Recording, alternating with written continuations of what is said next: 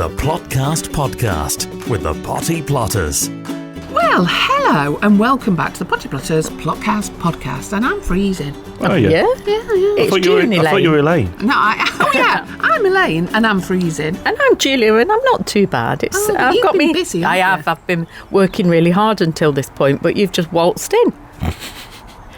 I'm imagining Elaine waltzing in. I've got to be honest. 1, 2, 3, 1, 2, 3, 1, 2, 3. I'm more going with Argentinian tangoing in. Yeah, if anyone's listening from Strictly, don't call Elaine. I think there's a long queue before we even get down to us being on it. Yes, indeed. Yeah, but they go for double Z list celebrities, don't they? Former politicians are before us in the list, I think. Oh, right, okay. Well, I will be a politician. We know so from it the last doesn't episode. matter. We know you're going to be. When we went out doing talks, she was already starting that campaign trail. She seemed to pick up a number of votes. Yeah, I think that I could be in there. Have you had your leaflets printed? Not yet. No. That will be very soon. It depends how many crisp packets we can actually savour, doesn't it? Because obviously then what you would do is you'd give a leaflet with every crisp packet that you know. Hey? Yeah. Well, you've got to give something. You right. haven't. I mean, have you not had the leaflets just shoved through your door? No. Is that allowed in election times? Isn't that bribery? Bribe. Yeah. Vote for me, here's a packet of crisps. Well, let's just I'm see. not really sure that actually in the grand scheme of buying votes, a packet of crisps is that high up the list. Yeah, but it could be considered bribery. Well, it could be, but you see, whilst I'm talking to them, they can eat the crisps, and then I'm going to show them how to plant up a crisp packet and get a crisp lettuce. Julia, I am so ahead of this game, you would not believe. Elaine, I don't think there's enough weeks in the build-up to the election for you to do this. Where are we now? I think there's only like 3 weeks till we vote from when this goes out. Yeah. I mean, how many babies have you kissed so far? None yet, and I haven't got a tie that I can tuck in. No. Obviously, when I'm going to a hospital. In fact, probably won't let me in hospital. Not that cough. No, not that hospital either. But, well, we'll see. Yeah. She who laughs last and all of that.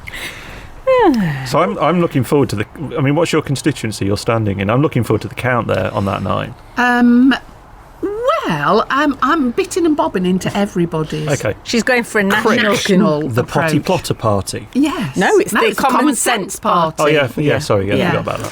Anyway, are we doing this podcast? Yes, get on with it then, Gareth. Your bit now. If you'd like to get in touch with us, then you can via the social media channels, Facebook, Instagram and X at Potty Plotters. You can follow us on TikTok at The Potty Plotters, where you may see a party election broadcast from the Common Sense Party. You can email us naughtycorner at pottyplotters.uk or check out the website pottyplotters.uk. And if you're enjoying this, the podcast, This, yes. and you'd like to help us continue, I think we need to break it gently to people. There's about another 20 plus episodes of this season to go. Dear. Then please head over to kofi.com/thepottyplotters. That's ko-fi.com/thepottyplotters and leave us a tip. We'll love you forever. And we're thinking about some promotional things that we can do, not just for the election, but going past the election. So we may talk about those later. The Plotcast Podcast with the Potty Plotters. Well, all right then. So let's get on with it, because the first thing that I've noticed is the weeds. Oh. And Julia, it's dead important to talk about weeds, because not everybody realises the importance of getting weeds out, particularly around certain vegetables. For instance, onions and shallots. Yeah, they don't like it, do they? No. Now, some people listening to this will say, obviously, a weed is just a plant in the wrong place. And that's true, isn't it? Yeah. But there They're are wrong. weeds. They're wrong. Ah. They're wrong. A weed is a pest. I've had to buy a new hoe for my mum because she's got that many weeds. And I'm sat there going, it's not been... We're going to talk to a weather person later in this episode. Yeah.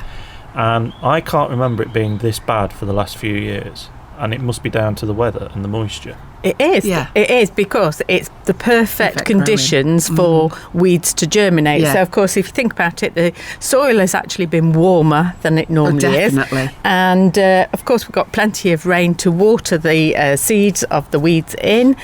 And, sadly, the slugs don't seem to like to eat the weeds. Although they have nibbled on some of mine, to be honest. Have The they? chickweed. Yeah, they have, yeah. Oh. But I looked at mine today, and it's only literally a few days since I last looked, and I'd weeded all of my shallots, and they have got weeds round them again. Now, I don't let them get too bad because I know how important it is for my shallots to have their own space. Yes. But I'm not sure that everybody understands that, Julia. So why do we have to keep weeding? What's the importance of it? Well, the importance of weeding is that if you allow weeds to grow next to the plants that you are wanting to grow, they are going to take the nutrients and the space that your plants that you want to grow are growing into. Therefore, it's competing for space and nutrients as well. Weeds can harbour pests, and we don't want any pests. So the more that you remove the weeds and allow your plants to see the light and grow into the space, the better. So for those people who don't get a lot of time, it goes back to that old adage, hoe before you need to hoe, and then you won't need to hoe. But it's when you're uprooting all of the seedlings before they get started, yes. Isn't it? Yeah. That's the important. And I know we were working on a community project the other day, and the youngsters were completely baffled by us keep on saying it, weren't they? Yeah. But the ground that we were doing was immaculate. There wasn't a weed in sight, but they didn't seem to understand if you hoe before you need to hoe, so you're uprooting and turning the soil, then the weeds won't become established. Yeah, well, you're disturbing them, aren't you? Yeah. So they can't set themselves. And of course, by the time they've got bigger and they develop a good root system, if you pull them out by the root system, then all you're going to do is disturb the root system of the plants that you want to grow. So it is really important to hoe before you need to hoe, and a good hoe is worth its weight, isn't it? At this time of year, we don't bother with the spade or the fork. We're using the hoe all the time. And what I would say is, as soon as I've planted a bed, then every couple of days I'm around there with the hoe, and it really is quite a quick job as long as you keep on top of it. So we'll just have to tell people then. I think we just have. Contact the Potty Plotters anytime on Facebook, Twitter and Instagram at Potty Plotters, or email naughtycorner@pottyplotters.uk. Julia, I know that when we go out and about, we talk about horsemuck quite a lot. That's horsemuck with a O, not with a H. Yes. Okay. Why don't we muck straight away when the muck comes through from Bill? That doesn't quite sound right, but when Bill delivers the muck, from his wife's horses, you mean? Yeah. Well, we don't put it directly on the plants, because if we put it around the plants, first of all, it'd be a bit stinky, loads of flies everywhere, but also it's not good for the plants. It will burn the plants that you are putting it around, so that's not good. It will damage them, it could even kill them. So that's why when Bill delivers our muck, and we love to see him, he delivers us bags of muck. We get about 30 in a load, and we tip it into our muck bay, and then we cover it with black plastic and leave it to rot down. So it really is a muck heap, isn't it? Yeah.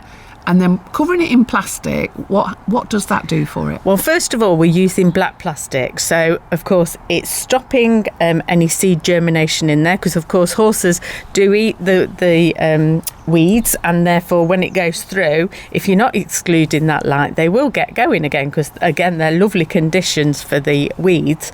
So we're excluding the light, but also it's making it rot down.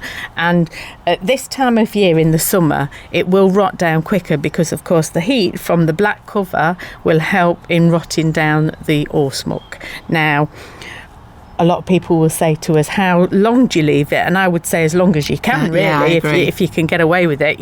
A couple of years is the perfect solution, but we tend to leave it probably about a year before we start dipping into it, and then it's full of worms, isn't it? Yeah, and that's the secret, isn't it? Covering it, letting it sweat, don't use it whilst it's dry, and whilst it is literally that you can see to be horsemuck. Yeah, we have used it though when it has been delivered to us fresh in the bags from Bill, and the only place we've used it is when we've been creating new beds. And what we've done is we've started a raised bed, we've put cardboard underneath, because of course that will naturally rot down and suppress any weeds further. Then we've built it up with fresh manure, because we can get loads of it and it's cheap. So, but we've put that quite low down in the raised bed so that it is carrying on rotting down below underneath. So that's one way you could use it if you were making a raised bed, but you don't want to be putting your plants directly into it. And the other thing is, if you can't actually get hold of any horse muck, then use other things such as chicken pellets, although I know they've gone up in price, and fish blood and bone meal. That reeks, but it is actually worth using. Yeah. And I like the Grow Organic. I know you don't, you're pulling faces now, that really does stink as well. But it's good stuff, it's very concentrated compost. If you'd like to support the podcast, you can leave us a tip at ko-fi.com/thepottyplotters. That's ko-fi.com/thepottyplotters. And we'll love you forever. Right then, the shops are open. Yeah. And they're open and selling lots of support. Yes. Now then, I just wanted to talk about support mechanisms. Wait there. Oh, now then, where are you going? She's not asked permission for that, has she, Gareth? No, she didn't put her hand up. She just got up, nothing. See, she just got up. Oh, shall we just talk amongst ourselves? Well, I think so, yeah, because, I mean, I've noticed, oh my God. Right then. Okay. Fetching. Oh, I thought they'd make a bigger thud than that. So I've got my support mechanism there in front of us. That's your bra, Julia. Yep. Okay, and that has got some lovely, they're balcony red, aren't they? Yeah, the balcony red tomatoes. So they are being supported in the bra. They are being supported well and truly. That wasn't the support I was thinking of, but that's okay. No, that's but okay. They are supported, actually, very well supported. So, no. All right, then. What support were you talking about? Right, well, I was going to talk about canes and nets and so on. Right, then. What I saw recently when I went to somebody's allotment was they'd planted French beans, so they only grow about 12 inches, 10 or 12 inches. Yeah. And then what they'd done was put a stick at the side of each of the French bean. And then spent quite a lot of time actually doing a figure of 8 string to tie each one to the stick. What I'm saying is, if that person had tied them, had actually set them closer together, they would have supported each other. They don't need any sticks like that. And we know that it was a dwarf variety of bean, was it? Okay, yeah. And I've seen it done with broad beans as well. People seem to be getting the sticks knotted up. Can you get a stick knotted up? No, I don't think so, because they're rigid, aren't they? How do you get them in knots? Don't know. But if it is that you're growing something like a runner bean, that is when you need a cane to support them, or a twig. When I say a twig, it's actually a branch. They do need support. Your melons need support as well, don't they? Yes. So they need something to climb up, as do cucumbers. They need something to climb up and be supported. Loofahs, they do as well. Yeah. Sweet peas. Yeah. So it's knowing what needs support and what type of support everything needs. So how would you support runner beans, climbing French beans? Climbing French beans, I'd do exactly the same as runner beans. I'd have either branches or canes, and they'll run up them, not a problem. They'll climb onto them. Now, when you're talking about canes, how tall are these canes that you're going for? Well, I can have mine up to 8 foot, Julia, because I can reach the top. Your 3 foot ones might be a little bit tricky it's a bit for rude, me. Isn't it? I'm just saying. She's got it on her today, hasn't she? Yes, speaking the truth, that's all. Because you've got to have the bean pole itself into the ground of around 8 to 9 inches, so that gets rid of a foot completely. But that's how I do it. And actually, I did notice that you've put some canes up today, whilst I was not here, on your plot. Yes, and the only ones they were selling in the shop are 8 footers. No way. Yes, they've only got 8 foot in our allotment shop. Have you got a ladder? No, but what I have done is I've pushed them really deeply into the ground, so there's probably 2 foot under the ground anyway. But what I will do is when the bean reaches the height that I can reach, then I'll pinch the top out so that it doesn't carry on growing and I can't reach it. Otherwise it'll be the step ladder again, and that's not very safe really, is it? No. Okay, now then, cucumbers. Yeah. Cucumbers won't grow up a pole. No. Did you know that?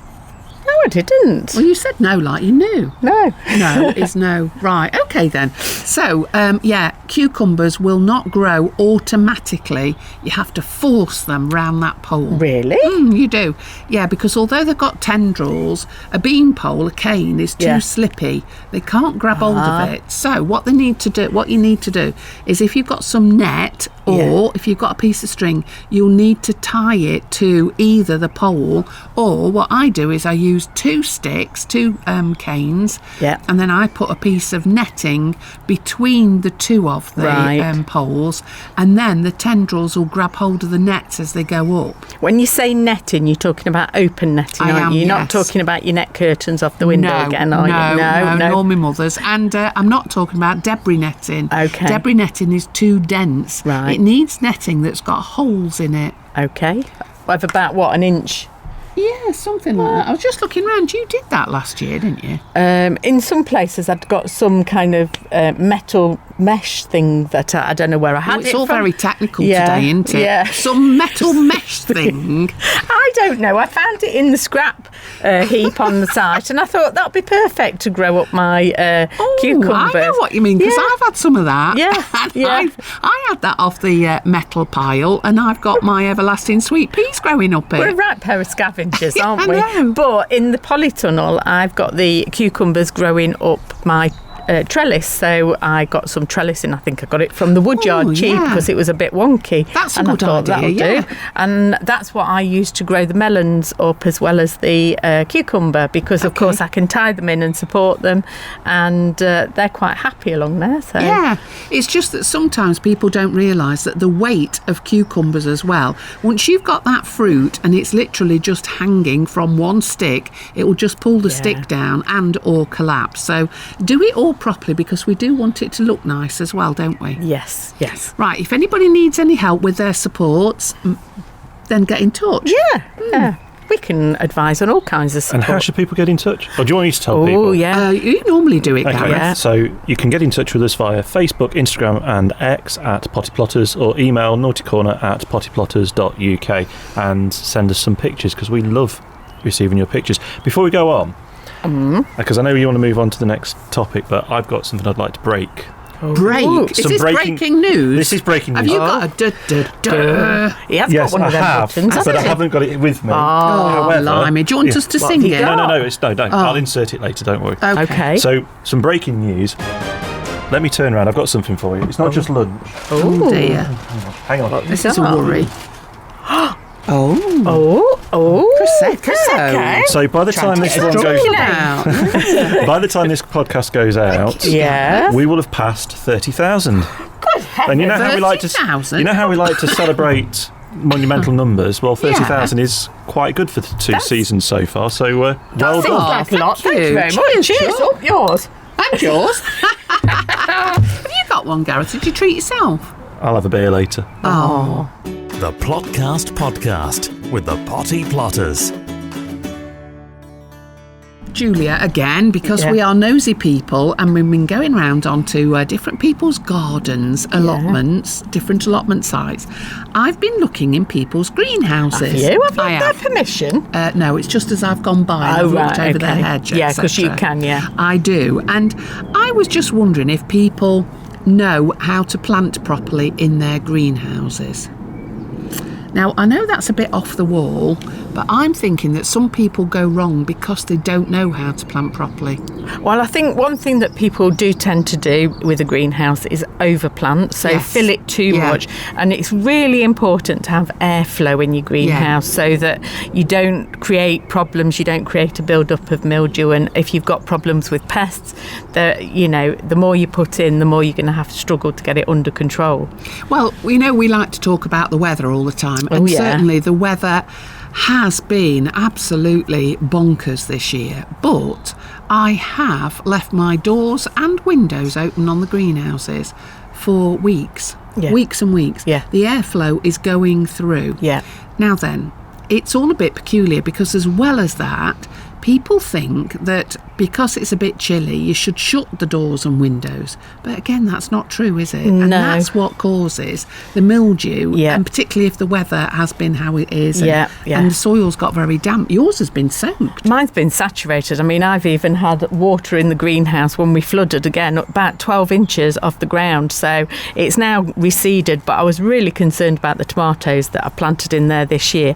But again, like you, open the windows, open the door, and just let the air flow round, because it would have created a real problem. And they have recovered and they're quite happy. So I'm happy. Another thing people forget, and I remember we had a call in when we were doing a radio show, is people were saying that we're having problems with fruit setting on a lot of the greenhouse crops.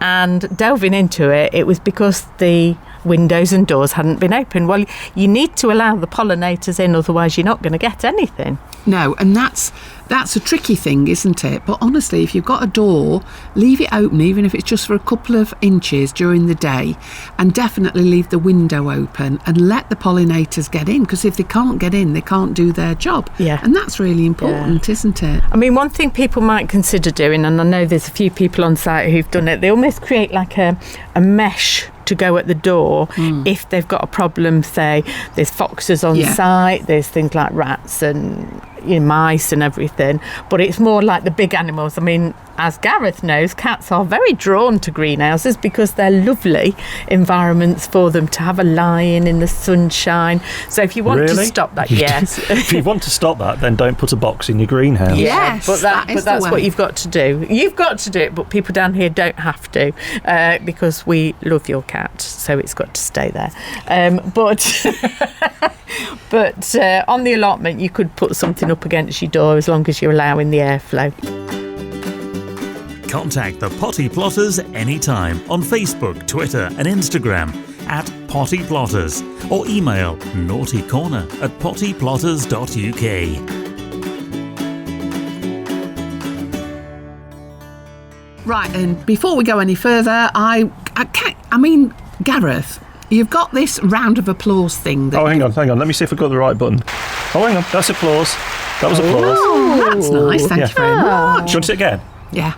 That was the applause one. I had set it up right. Thank you. I wanted to talk about the mealbarrows because, I mean, that is part of my campaign strategy. Manifesto will be that anywhere where there's a broken barrow, we will make it into a meal barrow. And I can say that I have got, at the moment, loads and loads of peas that I set, which was a dwarf variety, that are full of peas ready to take, and also broad beans. The nice for broad Sunday beans dinner, are lovely, absolutely, if you like that kind of thing. So broad beans have done really well. So although we're always moaning about the weather, what I can say is the broad beans and the peas have loved this wet. That's really interesting, because on the plots themselves in the ground, a lot of people have struggled with the broad beans this year. I've been helping the starters on our site, and theirs are not looking great. The ones I did in the polytunnel, my goodness, they've loved the moisture in the ground and then the sunshine. But the ones in your meal barrows, that's fantastic, and that's a bit of a tip. If people like them and they've not got a polytunnel to grow them in a barrow or in a tub. What variety were they, Elaine? They were Little Sutton, and also Little Marvel. Oh, yeah. So you really can't beat them. And always bear in mind that plant what is meant for that size of container, and you can't go far wrong. But honestly, they look absolutely superb. So well done, us. Well done. What are you putting in now? Because you'll be taking them, won't you? I am, yeah. Well, ironically, Julia, I thought we'd maybe talk about carrots in the future, and let's get a tub of carrots. That would be a tin of carrots then, wouldn't it, I suppose? And I've got dwarf French beans ready, so let's put some of them in. Oh, you've been thinking ahead, haven't you? I like that. It's quite rare, isn't it? I know that, thanks. No, but it is really important for people listening to be thinking ahead before you've got the gap, because otherwise then it's too late sometimes to fill that gap. But you've obviously thought about it. That's going to be a space by this time, so I've got something else to go in its space. I'm just thinking it's a bit like London, isn't it? They always say that on their underground, don't they? Oh, do they? The Plotcast Podcast with the Potty Plotters. Well, it has been one of those subjects that we've moaned about incessantly, and it's the weather. Yeah, I mean, just as we get over one period of bad weather, the sunshine comes out, we think we can get planting, it comes back, the bad weather comes again. We don't know whether we're on our heads or our tails. Well, who better to speak to than the BBC weather presenter, Rob Rose? We have to build it up a bit, Julia, because we've only got this little bit of equipment, but Rob does know what he's talking about. Does he? He does, yeah. Okay. Well, he tells everybody he knows he thinks he knows what the weather's going to be. So, all I'm going to say, Rob, is when will this unsettled weather actually let up, or have we got this forever? It seems like it, doesn't it? It has been pretty rubbish over the past couple of months. I mean, lots of people have been talking about spring. Lots of people have been asking, well, where is it? March, April and May have been extremely wet, haven't they? And that's because I get access to this data which shows us pressure systems. Now, the really simple way that I remember pressure systems is high pressure means happier weather and low pressure means lousy weather. Now, we've had basically bus rows of low pressure coming in because the jet stream at this time of year, it generally goes further north above the UK, but it's just been sat over us. So the answer to that is we just don't know. It's too early to say. I know a lot of these tabloids, these potty plotter tabloids, say it's going to be 50 days of rain, but it's looking unlikely, but it will be fairly wet, I think. More wet, that means more slugs. That's not good, Rob. So is it wetter than it normally is at this time of year, do you think? It is, yeah. We've had quite a wet spring, actually. So I've got some figures in front of me. In March, we had 107 millimetres of rain. Now, the average in March is usually around 84 millimetres. So it ranks the 20th percent of wettest Marches. And April was even worse as well. Well, it wasn't worse, but it wasn't any better. It was the 6th wettest April in the last 189 years, 111 millimetres of rain compared to the average of 71 millimetres. And we're still collating the figures for May, but as we all know, May's not been amazing either. So it's been a very, very wet spring, and it follows on from a wetter than average winter. So yeah, we've got lots of sodden gardens at the minute, haven't we? Rob, can I ask you a question? Do you find that when the weather is nice, people treat you nicer, whereas when it's not very nice, people are horrible because they assume you're responsible for it? I like the weather to being a football commentator. If your team is doing well, everyone loves you. If they're not performing very well, everyone suddenly doesn't like you anymore. So yes, lots of sunshine just generally brings people to be a lot happier, doesn't it? So yeah, lots of fingers pointed at me, especially in my own household. You said it was going to be sunny today. Well, you see, Rob, the way I look at it is two things. First of all, you're talking about pressure, and I'm going to pressurise you because it's time that we had some sunshine. So I think we ought to have a happy meter. So I don't know if you can arrange that for the BBC weather forecast, that instead of having sunshine and so forth, let's have a happy meter. So we've got happy faces up and down the county, or not, as the case may be. And then we can blame you for not having any happy faces. So, I mean, I'm not putting you under any pressure, am I? Am I? No, I'm just blamed for everything, aren't I? I think that's what kind of become the theme, really. I like that idea. I might incorporate that in one of my forecasts. I'll just say, what's the weather doing today? Show a happy face emoji and everyone will know. Yeah, that's it. And what is the outlook, dare I ask, for the next few weeks? Because we're sitting here, I've got 3 sweatshirts on and a T-shirt, my jeans, socks and my wellies. Julia, she's got a fleece. She's got a fur-lined fleece on. And needless to say, Gareth has got fleeces on as well. So welcome to June. June is going to be a mixture of spring starting and stopping into what is astronomical summer. So we started meteorological summer today, but it's looking a bit wet but warm. So we've actually had for the last 13 consecutive months warmer than average temperatures. But here's the issue. So a lot of people want this warmer air. But what happens is, for every 1 degree Celsius rise we have in our temperature, we get 7% more moisture in the atmosphere. So yes, the summer at the minute will look to be warmer than average, but of course with warmer temperatures becomes a bit more moisture. So we're probably likely to have heavy downpours in between. So what a lot of people want is consecutive weeks of sunshine, probably looking unlikely. And it's all down to that jet stream as well. If that jet stream, that very fast moving air, pushes up further north. So I think it's all down to you. Don't blame it on the weatherman, as Bewitched once sang. That's very true, actually. It's all my fault. If you want to send a complaint, my name is Thomas Shepanacker, and I work for BBC London. Yeah. He didn't help us much either, did he, Elaine? No. Now, we know that you have, in the past, well, it was fair to say that Gareth beat you at growing tomatoes, so you are a bit of a gardener yourself. I mean, not that we're going to get very many red ones. Well, you say he's a bit of a gardener. I kind of think, whilst you helped me, he helped himself to Tesco's Finest. Oh, right. OK, I didn't realise that. Well, how's your garden now, then? This is factually incorrect. Oh, no, Asda was it? Fight. But as a joke, I did bring a salad tomato from a supermarket, yes.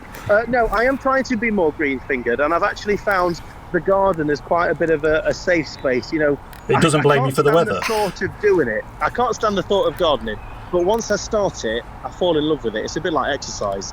Can't stand the thought of doing it, but once I'm out there, I'm having great fun. So yes, I'm trying to grow strawberries and tomatoes this year, so I've got a little greenhouse, and I'm trying to work on my flower beds. If you've got any advice for flower beds, that would be great. I'm looking for something that is in bloom for a long time, but I'm not very compos mentis.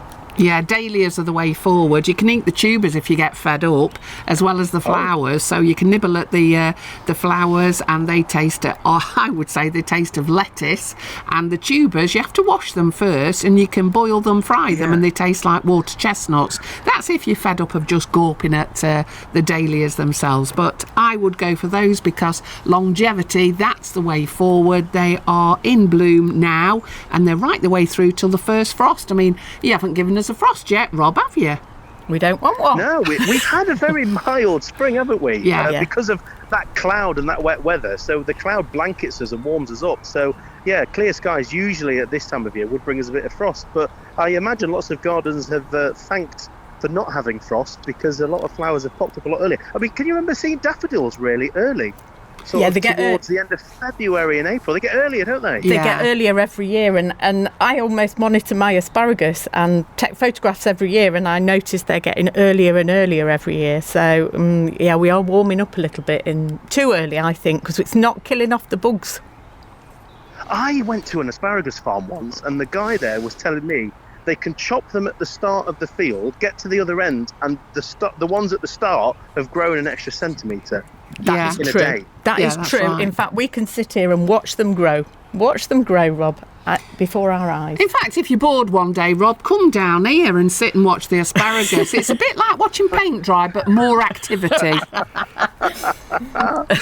Oh, that is bad. I just found that fascinating. I don't know why that stuck with me.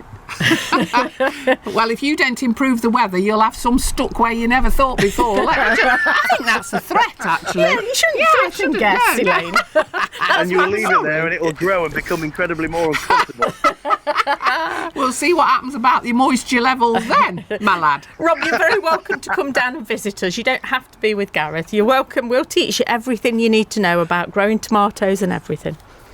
I would love to pop down to you. And actually, when the weather gets a bit nicer, one thing we'd love to do on the weather team is get out and about for some outside broadcasts for the weather.